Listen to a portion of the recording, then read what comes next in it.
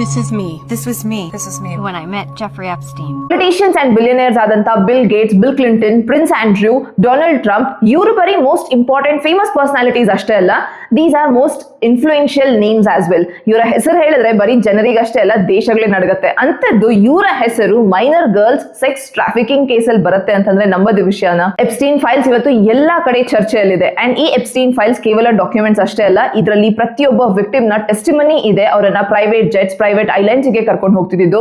And ಈ documents ಅಲ್ಲಿ ಈ ಫೇಮಸ್ ಪರ್ಸನಾಲಿಟೀಸ್ ಅವರ ಫ್ಲೈಟ್ ಲಾಗ್ಸ್ ಎಲ್ಲಾನು ಸಹ ಇದೆ. ಅಂಡ್ ಈ ಫೇಮಸ್ ಪರ್ಸನಾಲಿಟೀಸ್ ಮೇಲೆ ಸೀರಿಯಸ್ ಅಲಿಗೇಷನ್ಸ್ ಅನ್ನ ಹಾಕ್ತಿದ್ದಾರೆ. ಇಲ್ಲಿ ಪ್ರೈಮರಿ ಕ್ವೆಶ್ಚನ್ ಏನಂತಂದ್ರೆ, ಶ್ರೀಮಂತರು ಅಥವಾ ದುಡ್ಡು, ಹಣಕಾಸು, ಮೋಸ್ಟ್ ಪವರ್ಫುಲ್ ಇನ್ಫ್ಲೂಯೆನ್ಷಿಯಲ್ ಪರ್ಸನಾಲಿಟೀಸ್ ಅಂತ ಹೇಳಿದ ತಕ್ಷಣ ಕಾನೂನು ಯಾಕೆ ಇಷ್ಟು ಸ್ಲೋ ಆಗೋಗುತ್ತೆ? ಇವರನ್ನ ಇನ್ನು ಅಕ್ಯೂಸ್ಡ್ ಅಂತ ಯಾಕೆ ಮಾಡಿಲ್ಲ?